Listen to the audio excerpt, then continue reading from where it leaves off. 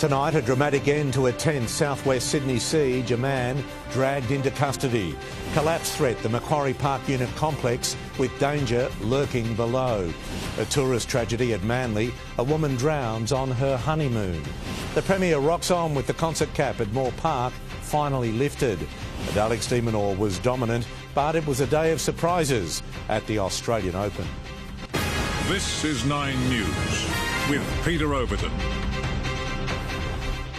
Good evening. Heavily armed tactical police locked down a street and surrounded a home in Macquarie Fields today after a pursuit dramatically developed into a siege. The fast-moving situation saw a car plough through a backyard fence, with fears the suspect had hostages and a gun. Pulled out of a Macquarie Fields home, head down in the firm hands of police. Barefoot, his hands pinned to his back. One man alleged to have sparked an all-in tactical response. It's crazy for Macquarie Fields.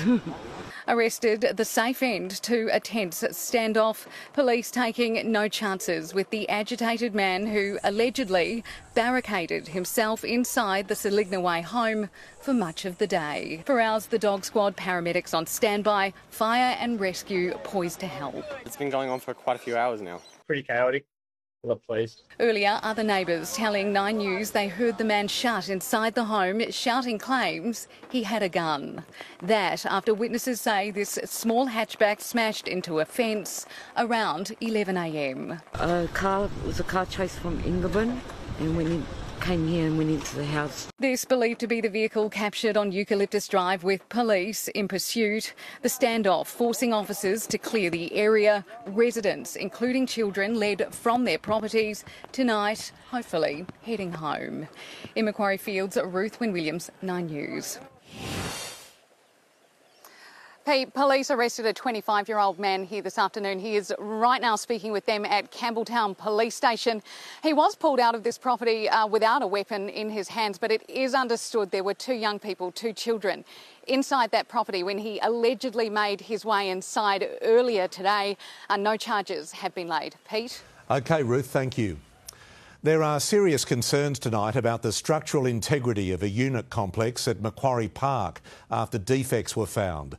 Completed just a few years ago, its Chinese developer has been ordered to fix the issues amid fears it could lead to a collapse. Nina Bishop has just bought a new apartment. Make that 2.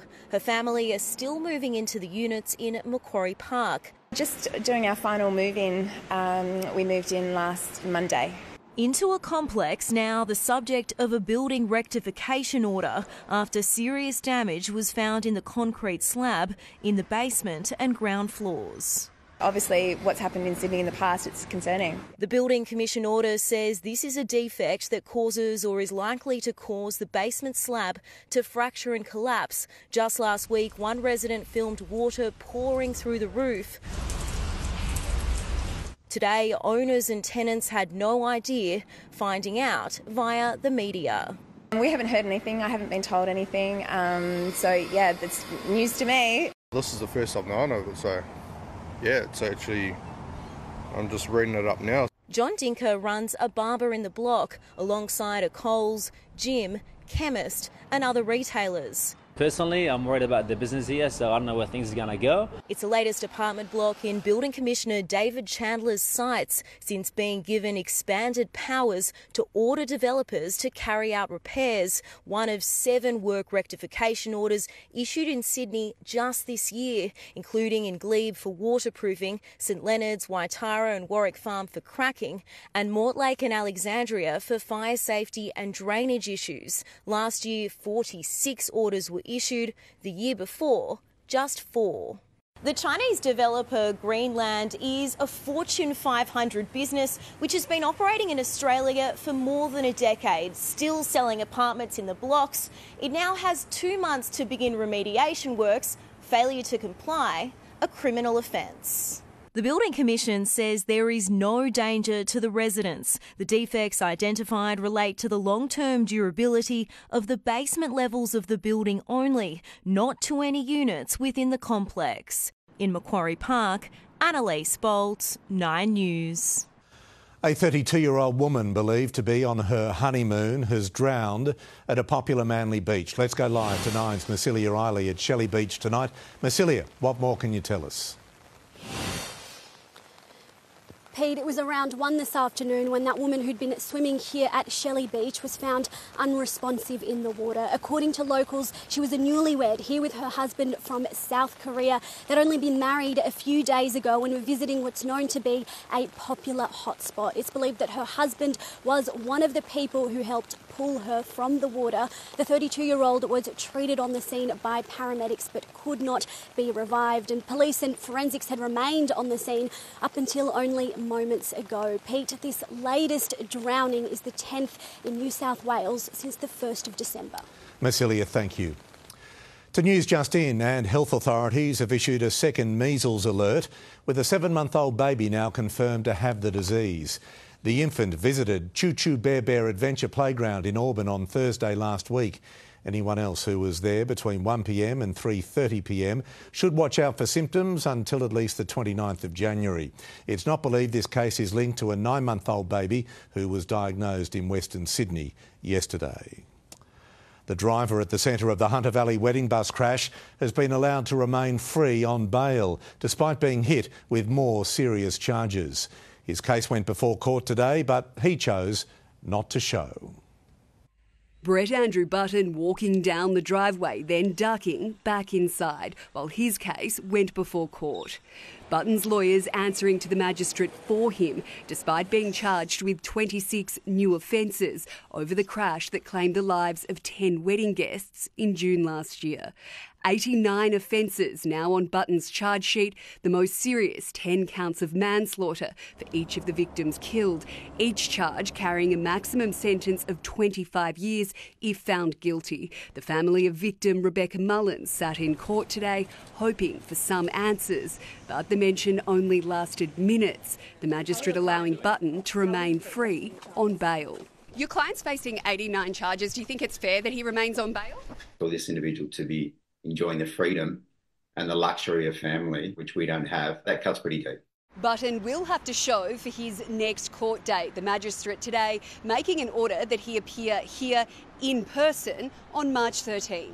Let's hope that our judicial system can do the right thing by the families and the enormity of people that are impacted by this tragedy. In Newcastle, Sophie Upcroft, 9 News.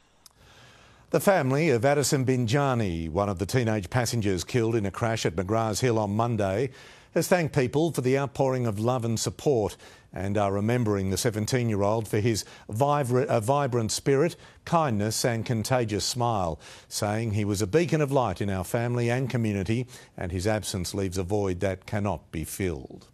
16-year-old Matthew Simpson was also killed in the crash. The 17-year-old driver remains in hospital.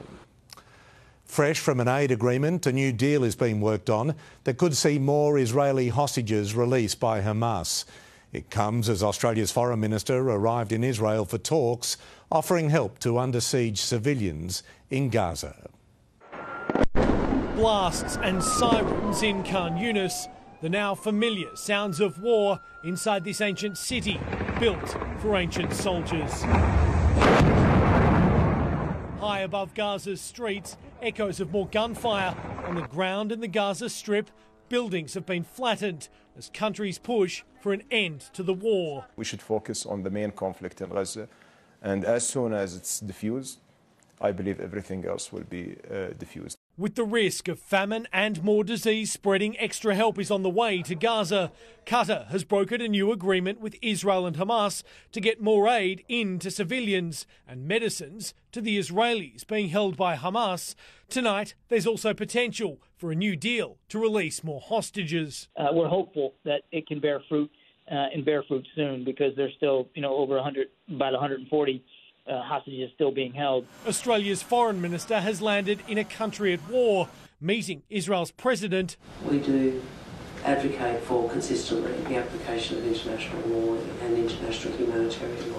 Greeting families of hostages and October 7 survivors after promising more than $20 million in aid for Gaza. We're obviously not a party to the region. but I hope we are a respected voice. The US is concerned not just about the Israel-Hamas conflict, but also about trying to restore security and safety to the Red Sea to keep the major shipping route free from the fire of rebels. The Pentagon revealing weapons bound for the Houthis were seized last week.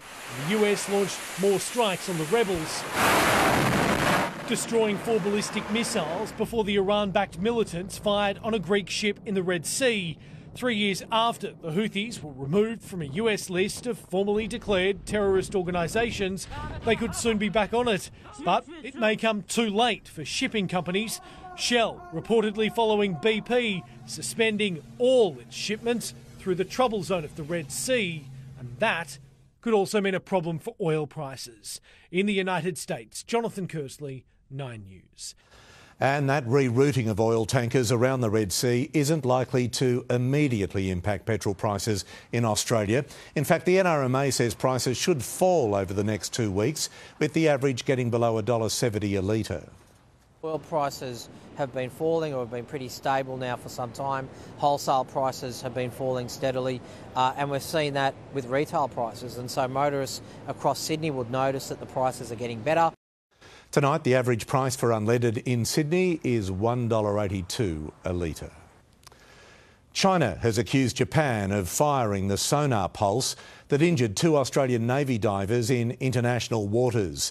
The allegation came from China's ambassador in Canberra during a wide-ranging public address to mark the Year of the Dragon. Toasting the new year with an Australian red. To the friendship between China and Australia, cheers. A wine still with trade barriers to Beijing. I expect a resolution that will allow for wine to be back into China very soon. During a rare media opportunity, China's ambassador Zhao Chen said improving defence relations would take a little longer, dismissing Allied claims that 2 divers from HMAS Toowoomba were hit with a sonar pulse last year, causing minor injuries. Should they have initiated the sonar from the Chinese ship, it would cause immediate fatality. The ambassador, for the first time, instead blaming Japan. Japan is yet to comment, but several countries have had their own close calls with China. Perhaps our Australian colleagues can fight out. I haven't seen the ambassador's comments, but I stand by the comments that we've made at the time. We hope relevant parties stop making troubles in front of China's doorsteps. The ambassador planning to address Australian officials in coming days after our government recognised and congratulated the new government of Taiwan. In this world, there's only one China, and Taiwan is part of China. The price of a ticket to Beijing will never be compromised by changing our values. Despite the series of close calls in the water around China, the ambassador is calling for closer ties between China and Australia and even the United States. We are friends, not foes. We are partners, not rivals. Suggesting a return to joint military exercises in the future. If you have trust between 2 militaries, you do have real trust. A trust still a long way away. Charles Croucher, 9 News. The funeral for Olympic cyclist Melissa Hoskins is underway in her hometown, Perth. Mourners gathering for the service, including her husband, Rowan Dennis, who was allegedly behind the wheel of the car the 32-year-old fell from. She died on December 30. From a caucus win to a courtroom, the Donald Trump show rolled out of the US state of Iowa and straight into his latest legal battle. Trump attending a defamation trial in New York as his presidential campaign and court cases became even more intertwined. From ice-cold Iowa to snowy New York. Donald Trump riding the high of his landslide caucus win before taking his campaign to the courtroom.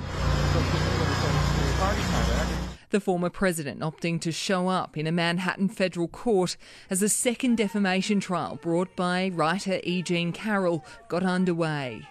Donald Trump was found liable of sexual assault against Miss Carroll in a civil case last year. This jury must decide how much, if any, he should pay in damages for defamatory comments. As the 77-year-old counts his growing legal woes. They're bull indictments, I'll tell you. They're Biden. You know what I call them? I call them, they're Biden indictments. Tonight, his rivals are hoping they can count on voters being wary of a presidential candidate potentially facing prison. The reality is half the Republicans do want another choice, and maybe more in some other states. With Iowa's cold caucus now complete, that's one state down and 49 to go. New Hampshire's up next with the primaries there just 1 week away.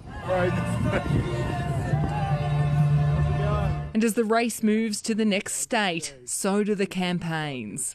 We're putting Iowa in the rearview mirror. I mean, now it's New Hampshire and it's go time. We've got a week to go and do that, but I've been campaigning here for 11 months now. If you think that it was easy to get here tonight, you are wrong. 3 Republican candidates emerging out of last night's race. After next week, it will likely be 2. We now have our eyes on a very special place. You know what that place is? New Hampshire. In Des Moines, Iowa, Lauren Tomasi, 9 News. A decades-long cap has finally been lifted on the number of concerts allowed at Moore Park's Allianz Stadium after the state government argued it was archaic for a major city. 20 concerts can now be held there each year, up from an average of just 4. Oh my God! What? Oh! He's the rock and roll premier determined there be more rock and roll in Sydney, certainly at Allianz Stadium. If we're going to be a vibrant, energetic, international city, then we need to have a common sense, grown-up approach to major festivals and music concerts. That means an end to the cap of just 4 concerts a year. Paul McCartney, Robbie Williams and Elton John recently played here. Pink plays next at Allianz next month. That will probably generate $120 million a year in additional economic activity. That's money to the local pubs, the restaurants, the retailers. Billy Joel decided to take his concert to Melbourne instead, while Taylor Swift will perform at Homebush. Promoters say competition among big cities for big artists is intense. Every concert tour, the first place you want to come to is Sydney. And when you're struggling to get a date, it's been a very, very hard thing. Of the 20 major events now allowed, 2 will be 10-hour festivals. The restrictions were put in place 2 decades ago after a particularly loud Rolling Stones concert at the SCG. Of the 132 public submissions made during the consultation period, 106 were opposed to lifting the cap, with residents citing concerns over traffic congestion and noise, some saying that would affect their mental health. The government listened to a point, saying thousands of other residents weren't bothered enough to complain. I can hear the concerts, so I certainly wouldn't want them every night, but I do think it's fair. I don't mind the sound. It's good and it's good atmosphere. I just live around the corner. The government has agreed to maintain the 11 p.m. curfew. At Moore Park, Eddie Meyer, 9 News. It is time now for a check of today's weather. Good evening, Belinda.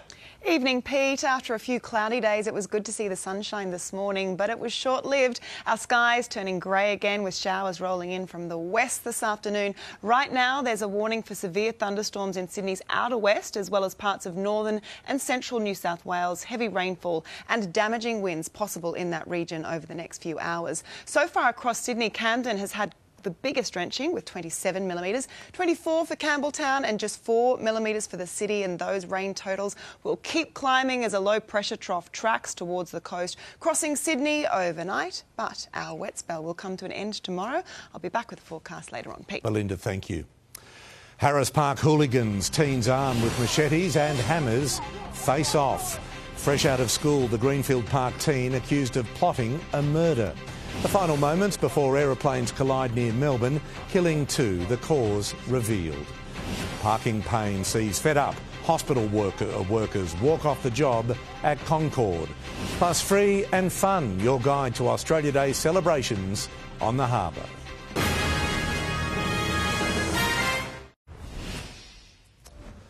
Teenagers have faced off with machetes and hammers at Harris Park train station. The children, some still in their school uniform, are believed to be from Cabramatta and Mount Druitt.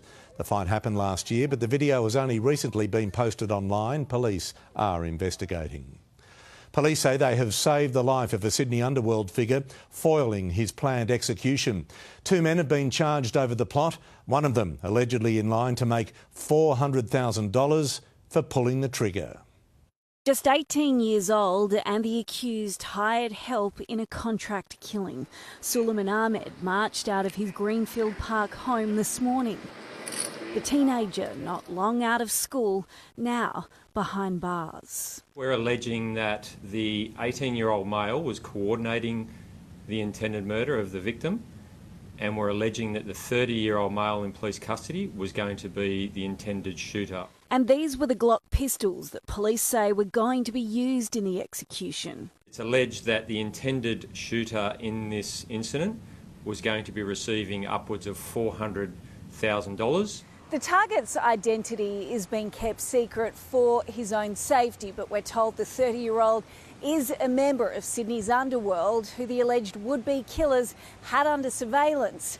The next step for investigators is figuring out who ordered the hit. As you'd expect, that person was quite worried about having an immediate threat upon their life. It's one of 3 recently bungled plots, but not linked to a plan to murder the 1-4 rap group. We're actually getting in front of the game where we're actually stopping these murders from occurring rather than investigating them after they've occurred. Tiffany Genders, 9 News. An initial probe into a deadly Port Phillip Bay plane crash has revealed the pilots changed a mid-air manoeuvre moments before their aircraft's clipped wings. A Transport Safety Bureau report says the spontaneous decision was aimed at finding a better camera angle. Never-before-seen pictures show the moment the 2 military-style jets collided while filming a documentary. The November tragedy killed pilot Stephen Gale and cameraman James Rose. Almost 300 hospital workers walked off the job in Concord today over parking fee hikes that could cost them thousands of dollars a year. Staff, including nurses, psychologists, cleaners and security guards, taking to the streets for an hour this afternoon. Parking was free, throughout the COVID pandemic, but from February will cost up to $11 a day. Tens of thousands of Australians are struck down by it every year. Next, the new vaccine, now available for over 60s to protect against RSV. The 43-year mystery to identify this man killed on train tracks near Newtown. Fighting fires, then this. A waterbombing plane slams into a busy motorway. And Penrith captain Nathan Cleary's sweet post confirming sport's hottest new couple. 9 News, brought to you by Stan.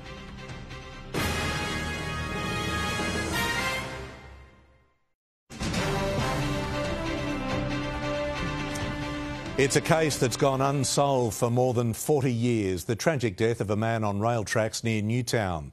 Tonight, police are appealing for the public's help to identify the victim and perhaps bring a family out there some sort of comfort.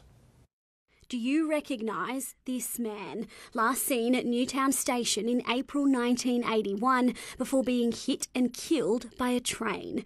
20 years later, through fingerprints from a prior arrest, he was identified as Osvaldo Perez, born on the 6th of May 1955 and working as a labourer or boilermaker.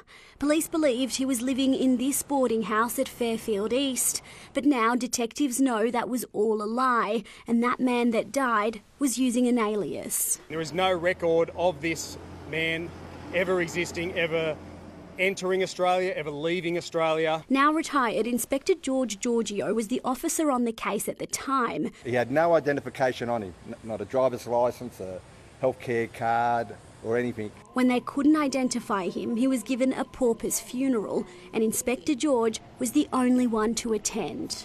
I was quite saddened by it. And I'd hate it to happen to anyone else I knew. One possible theory is he was here as an illegal immigrant, but across 18 countries, no one has any records of him. He was never ever reported missing. Police don't have a lot to go by, but they do have this, a picture of very distinct tattoos on his left thigh, a woman wearing a bikini and holding a bunch of flowers, and the words Eurelia and Stevios. When asked why the focus on this case and this man all these years later, police say it's simply a matter of closure for his loved ones, wherever they are. There is a loved one out there who has missed this man for 42 years. And they're hoping anyone who recognises him can help give them that closure. In Newtown, Massilia Eiley, 9 News. Police have revealed the extent of the injuries of a brawl between security guards and Summer Nats attendees earlier this month. A number of people suffered brain swelling, concussion and permanent facial scarring, prompting officers to ask any witnesses to get in touch. A pilot in Chile has been killed after his waterbombing plane hit power lines and exploded in a ball of flames. The aircraft was tackling a blaze next to a busy motorway. 3 people in a car were injured. Australia's first vaccine to treat the highly infectious respiratory disease, RSV, has been given the green light for adults over 60. And there are calls tonight for the federal government to make the jab free to prevent thousands of cases a year. While it's known for affecting the young, respiratory syncytial virus, or RSV, can pack a nasty punch among older Australians. It hit me really hard. I was in bed for 4 or 5 days, had this terrible hacking cough. As a long-term cancer patient, Kate Vines was particularly vulnerable to a condition she'd never heard of when she fell sick in 2020. My doctor was also a little bit surprised because he said this is a disease that normally just young children get. With higher levels of testing and reporting, RSV cases have exploded from just over 1,500 in 2021 to almost 128,000 last year. While symptoms often mimic a common cold, in serious cases it can lead to pneumonia or bronchiolitis. It can cause a severe respiratory infection that can put older people in hospital and sometimes is deadly. Tonight, there's new protection for Australians over 60. Drug regulator, the TGA, approving the vaccine Arexvy, which is more than 80% effective in preventing the virus. The first doses will be rolled out in the next 2 months, but won't come cheap. Expected to cost patients between $200 and $300, and you'll need a prescription. The Australian government will hopefully add this vaccination to the National Immunisation Program so it becomes free for all Australians over the age of 60. Several other RSV vaccines are in the pipeline, including one for children and another for pregnant women to protect their newborn babies. Eliza Edwards, 9 News. Sydney has been revealed as Australia's most expensive city for private schools. The Futurity Investment Group estimating the total cost of an independent education will cost parents more than $350,000 over 13 years for a child starting school in 2024, up $20,000 on last year. A Catholic education in Sydney is the most affordable in the country at $188,000, while public schools will still set you back $94,000. Reflect, respect and celebrate. That's the theme for this year's Australia Day, with organisers today revealing the exciting events planned. They're promising there'll be something for everyone, and the best bit, much of it is free. A fresh twist on an old classic.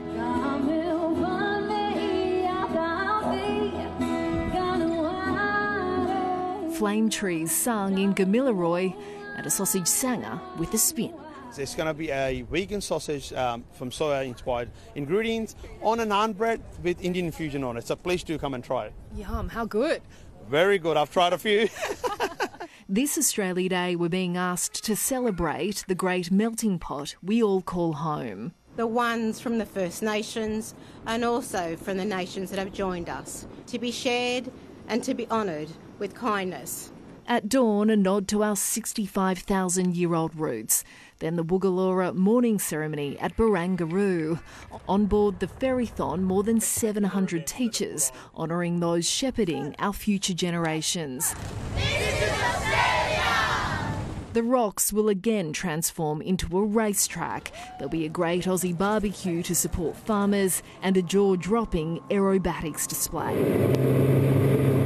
As the sun sets, the party will just be getting started, rocking out across Circular Quay. There's a flotilla of yachts, tugboats, flyboards, jet skis and some amazing pyrotechnics. 2,500 free tickets to the concert will be up for grabs from 10 a.m. tomorrow at australiaday.com.au. Australia Day may have become one of the most polarising dates on the calendar, but whether you're pushing to change the date or wanting Aussie merch to be banned, organisers here want to remind people there is still plenty to love about our culturally rich nation, and come January 26, the party will go off with a bang. In the Rocks, Sophie Walsh, 9 News.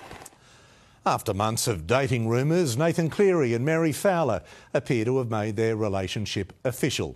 The Panthers star posting an image with the Matilda to social media with the caption, "That's life."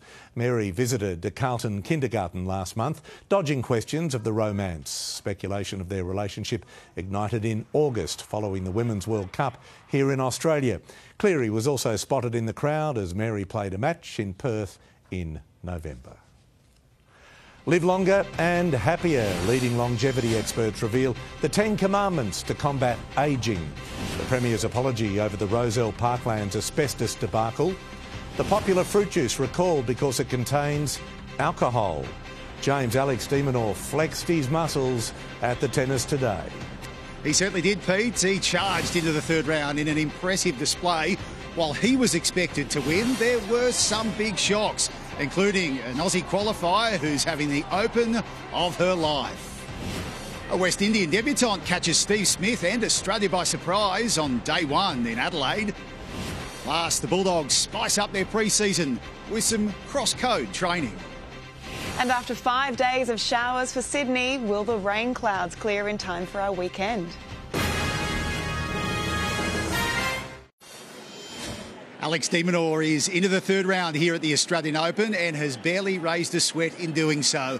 After his first round opponent retired with injury, de Minaur today blasted past Italian Matteo Arnaldi in straight sets. Alex de Minaur is always up for a fight. Today he was swinging hard early. Ooh. Oh, that's beautiful. The Demon dominant from the outset. His trademark court coverage making him almost impossible to pass. That's outrageous. The match over in exactly 2 hours. No trouble for Australia's top local hope so far. I'm playing probably my best tennis. I'm feeling great mentally and physically. It was stormy off and on court in Melbourne.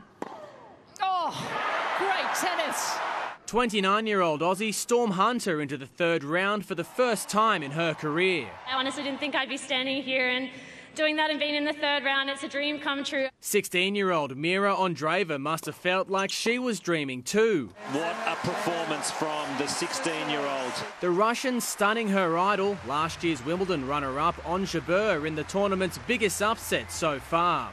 The home crowd heroes starred last night. Ayla Tomjanovic coming from a double breakdown in the final set to move into the second round, regaining fitness and form after an injury-cursed 2023.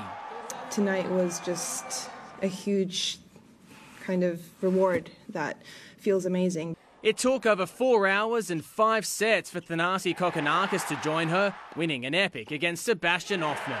I wish I could do it easier, but I can't. I've got the mental focus of a 3-year-old. Luke Dovesey, 9 News. And there's a big Aussie contingent in action here tonight as well. Jelena Dokic joins us. Jelena, great to see you. Alexei Poprin, Novak Djokovic. How does he slay the giant tonight? Oh, look, he's going to have to go for it. He's going to have to use his serve and his forehand. Those are his weapons, and that's what he has to do. He can't really hold back and wait for things to happen and wait for Novak to do that. But look, it might be daunting to play someone like Novak, a 10-time champion here in Australia, but no matter what happens, it's also a good match to have early on in the year where you test yourself against the best. That's the next step for Alexei. He's had some top 10 wins last year. Now this is the next step. How does he cement himself in the top 50? And then you see, where Novak is. There's no one better than him, especially here in Australia on this surface. So that's what you got to go out there and you got to go for it. A thought on Jordan Thompson. He's going to take on Stefanos Tsitsipas first up on Margaret Court Arena. Well, look, he's actually beaten him before. That was a few years ago in Tokyo, so on hard court. And he got through a tough one in the first round in 5 sets. And sometimes when you get through a match like that, it can really relax you and free you up. He's got nothing to lose. Tsitsipas, Look, he has struggled a little bit with a back injury as well, has in a way changed his serve midway through the first round match as well. So I think if he can keep that pressure on and stay with Tsitsipas, he will have a chance tonight. Yelena, as always, thanks so much. Have a great night here. Thank you so much. Yelena Dock is joining us at Melbourne Park as we move from tennis to cricket, and all eyes were on Steve Smith today in his first test as Australia's new opener. But they didn't get to watch him for long. Smith out for 12 after the West Indies posted 188, led by an unlikely hero. The crowd came in early to see Steve Smith open the batting. Someone should have told the skipper. What are you going to do and why? We're going to have a bowl. It's the first time Australia's chosen to do that in Adelaide since 1980, and it paid off. Slightly for Lewin taken. Cameron Green, that's why he's there. Bucket hands. The morning session followed the script. Got him! That's the one. Pinpoint precision. Josh Hazlewood taking wicket number 250. Oh! To leave the tourists in big trouble until Shamar Joseph came to the crease. Straight up and straight out of the Adelaide Oval. On debut at 11, he made 36, helping his team to a total of 188, starting the Steve Smith era at the top of the order. He blocked the first ball. And he's in and behind it. And soon had a boundary. Pulled away nicely. But his innings didn't last much longer. Oh, that's nice. Beautifully done. First ball, first wicket. What a start. Disappointment for Smith, a dream day for the debutant Joseph. 2 years ago, he hadn't bowled with a six-stitcher. Today, he used it to take down two of the world's best batsmen. The young kid has had a screamer of a day. Marnus Labuschagne removed, Cameron Green is now in the game in his return to the team. Sam Jordan, 9 News. There you go. The Sydney Sixers have secured a double chance in the Big Bash finals, and they have skipper Moses Henriques to thank for it, chasing 198 against the Scorchers in Perth. A usually impossible task. Henriques blasted an unbeaten 47 off just 20 balls, finding the boundary on the final delivery to record a memorable win. It means they'll face the Brisbane Heat in the qualifier on Friday night. The Bulldogs have a new-look roster and have also been playing with new-look footies, swapping Steedens for Sherrans as part of a pre-season skills session with the GWS Giants. Some of them are very good. You can tell why the kickers are kickers and the catchers are catchers, though. The clubs began working together after coaches Cameron Ciraldo and Adam Kingsley struck up a friendship. And Australian basketball legend Lauren Jackson is on track to play for the Opals at her 5th Olympic Games after being selected in the 12 women squad to play in an Olympic qualifying tournament in Brazil next month. The 42-year-old has won 3 silver medals and 1 bronze, but hasn't played in Olympics since London in 2012. Great to see her back, and Pete, really looking forward to tonight. 2 young Aussies out to cause big upsets. We will see you soon. Thank you, James. Next on 9 News, first it was the iconic, now the latest companies targeted by scammers using your passwords. The Premier's regret over the Rozelle Parklands asbestos debacle, and longevity experts give their top 10 tips to boost heart health and slow ageing.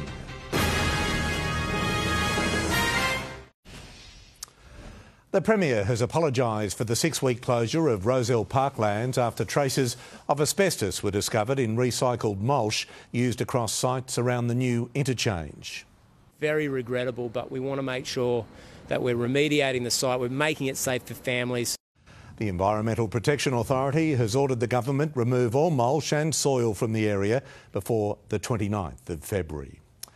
A huge amount of taxpayers' dollars is used to help fix disease as we age. But experts in longevity have shared their top 10 tips to boost heart health and slow ageing. Here's our health reporter, Gabriella Rogers. Experts have published what they call the 10 commandments to help protect our heart as we age. Numbers 1 and 4. Reduce your waistline with aerobic and resistance exercise. Commit to at least 30 to 60 minutes a day and avoid sitting for long periods of time. 2. Stick to a Mediterranean-like diet. Avoid ultra-processed foods, meats and beverages rich in empty calories. 3, intermittent fasting can help the 2 in 3 Australians who are overweight or obese, but it needs to be done without binging on unhealthy foods. And people need to know that diet and exercise go hand in hand. This fixation on diets only is detrimental because people, they lose weight and then they regain weight with interest. And most importantly, as they lose weight with diet, they lose muscle mass and they regain mostly fat. Also on the list, avoid or limit alcohol, don't smoke, and prioritise your sleep by setting a bedtime early enough to get between 7 and 9 hours each night.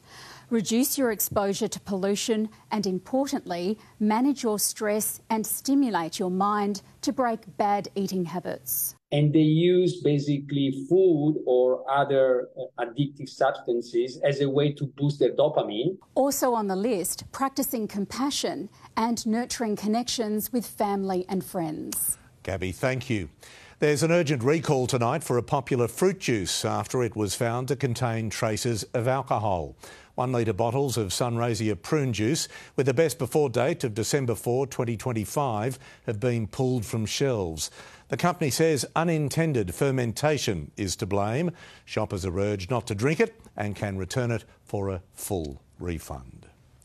Once strong Australian brands like Qantas have seen a nosedive in value, while the country's biggest supermarket remains top of the table. Here's our finance editor, Chris Kohler. We can put a rough price tag on a company anytime we like. The total value of all the shares gives us a figure.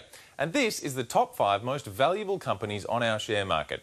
2 banks, 2 miners and bio company CSL. But brand value is trickier, so when it's ranked using an index, it's worth a look. This is the top 5 most valuable Australian brands. Despite high grocery prices and the debate over market domination, Woolworths is number 1. Then comes Telstra, Commonwealth Bank, Coles and BHP. Qantas was number 1 before the pandemic. Now it ranks 41st. So the supermarkets will be hoping to make it through the year without seeing a Qantas-style nosedive in its brand. As for today's moves to share prices, a modest fall, those giant companies losing a little value, and the Aussie dollar was buying 65.6 US cents and 60.4 euro cents. Thank you, Chris. Thousands of Australians have been targeted in a major credit card scam involving some of the nation's biggest brands. The cyber hacking scheme, which affected The Iconic, has also targeted Mexican fast food giant GYG, Dan Murphy's streaming service Binge, Event Cinemas and home shopping network TVSN. 15,000 accounts have been accessed since late November, and that number is on the rise. Shoppers are being urged to use a variety of strong and unique passwords. It is time now for the weather with Belinda. Thank you, Pete. Right now it's 23 degrees in the city and 24 in our west. A low pressure trough hitting Sydney tonight, bringing even more rain, but some brighter weather is on the way. The forecast is next.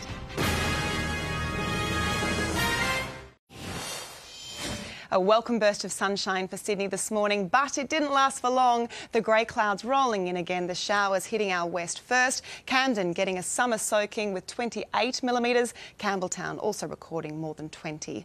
Top temperatures in our west generally cooler than average. The city stopping at 29, which is 3 degrees above average. And it felt even warmer thanks to the high humidity and the dew point, which is our best indicator of how muggy it is. That was up to 9 degrees above average. A low pressure trough crossing our state today, bringing wet and unsettled conditions. Western New South Wales copping the worst of the rain so far. Noona, a rural town in Cobar, recording 59 millimetres.